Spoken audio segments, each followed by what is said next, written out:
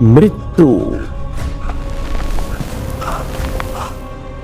যা থেকে পালানোর কোনো পথ নেই।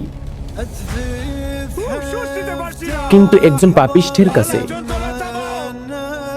এই মৃত্যু আসে এক বিভীষিকা হয়ে। যখন তার রূহ বের করার সময় হয়, তখন আসমান থেকে কালো কুৎসিত চেহারার ফেরেশতারা নেমে আসে। তাদের হাতে থাকে জাহান্নামের দুর্গন্ধযুক্ত চট বা রুমাল। দলিল সহিহ বুখারী ও সুনানে আহমদ। বাস্তবে বোঝার চেষ্টা করি। ভাবুন তো, আপনার শরীরের জীবন্ত চামড়া যদি একটি লোহার কাঁটাযুক্ত শিকল দিয়ে টেনে হিসড়ে ফেলা হয়, তবে কেমন লাগবে? পাপিষ্ঠের রূহ ঠিক এভাবেই টেনে বের করা হয়। মৃত্যুর ফেরেশতা যখন রূহটিকে শরীর থেকে টেনে বের করে আনে, তখন সেই রূহ থেকে মৃত পচা লাশের চেয়েও বেশি দুর্গন্ধ বের হয়। ফেরেশতারা তাকে নিয়ে আসমানের দিকে যায়। কিন্তু প্রথম আসমানের দরজায় পৌঁছাতেই তা সজোরে বন্ধ করে দেওয়া হয়। তখন আল্লাহ তাআলা ঘোষণা করেন, একে সিজ্জিনে নিয়ে যাও। দলিল সূরা আল আরাফ আয়াত নং 40। আর তাদের জন্য আকাশের দরজা উন্মুক্ত করা হবে না। কিন্তু আসল ভয় তো কেবল শুরু।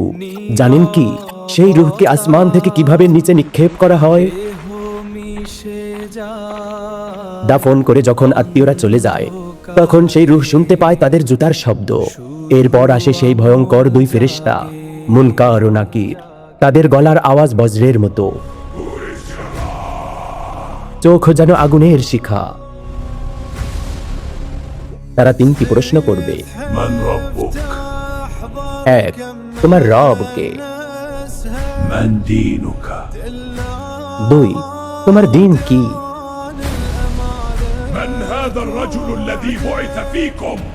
তিন, এই ব্যক্তি রাসূলুল্লাহ সাল্লাল্লাহু আলাইহি ওয়াসাল্লাম কে?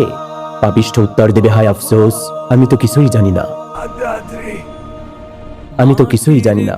তখন কার পরিণতি কি হবে দেখুন। যখনই বলবে হায় আফসোস, আমি কিছুই জানি না, সাথে সাথে পরিণতি শুরু হবে ভয়ানক এক দৃশ্যে। যেমন তখন কবরের দুই পাশের মাটি তাকে এমন জোরে চাপ দেবে যে তার এক পাশের পাঁজরের হাড় অন্য পাশে ঢুকে যাবে। হাদিসে এসেছে, তখন তার বডিটা একদম রসুনের খোসার মতো পাতলা হয়ে যাবে। দলিল সুনানে তিরমিজি ও ইবনে মাজাহ। কবরের এই নির্জনতায় তার কাছে এক কুৎসিত চেহারার ব্যক্তি আসবে, যার শরীর থেকে পচা দুর্গন্ধ বের হচ্ছে। সে বলে উঠবে, আমি তোমার সেই খারাপ আমল। এরপর তার কবরে জাহান্নামের একটি দরজা খুলে দেওয়া হবে, যেখান থেকে আগুনের লু হাওয়া আসতে থাকবে কিয়ামত পর্যন্ত।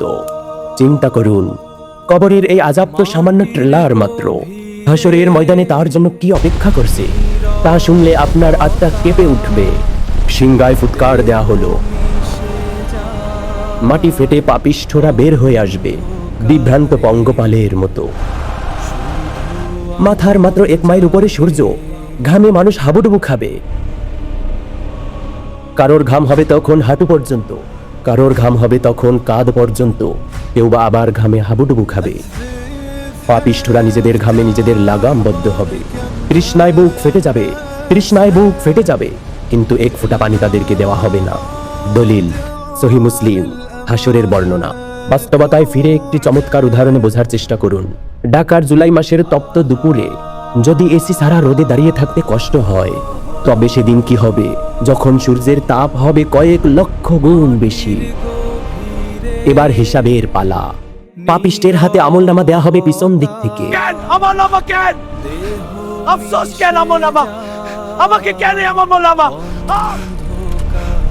যখন মিজানের পাল্লায় তার নেকি মাপা হবে, তখন তার পাল্লা হয়ে যাবে একদম হালকা। তার জীবনের প্রতিটি ছোট বড় পাপ আজ পাহাড়ের মতো সামনে দাঁড়িয়ে। সূরা আল হাক্কা আয়াত নং 25 থেকে 27। হিসাব তো শেষ। অন্ধকার ঘুটঘুটে রাস্তা, পুলসিরাত, যা চুলের চেয়েও সূক্ষ্ম আর তলোয়ারের চেয়ে ধারালো। মুমিনরা সেদিন বিদ্যুতের গতিতে পার হবে, কিন্তু পাপিষ্ঠ ব্যক্তি পা রাখতেই সে পিছলে পড়ে যাবে। নিচের জাহান্নাম থেকে আগুনের হুক এসে তাকে ক্ষতবিক্ষত করে টেনে নিচে নামিয়ে ফেলবে। দলিল বুখারী ও মুসলিম। জাহান্নামের প্রবেশদ্বার। 1000 বছর ধরে পতনের পর সে পৌঁছে যাবে জাহান্নামের সেই ভয়ঙ্কর দরজায়। দারওয়ান মালিক আলাইহি ওয়াসাল্লাম গম্ভীর স্বরে বলবেন,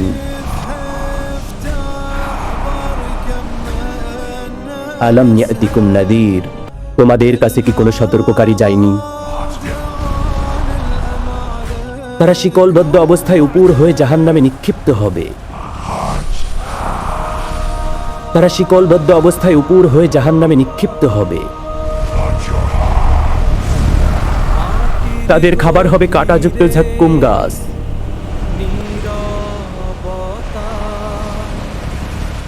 এবং পানি হবে ফুটন্ত পুঁজ এবং রক্ত।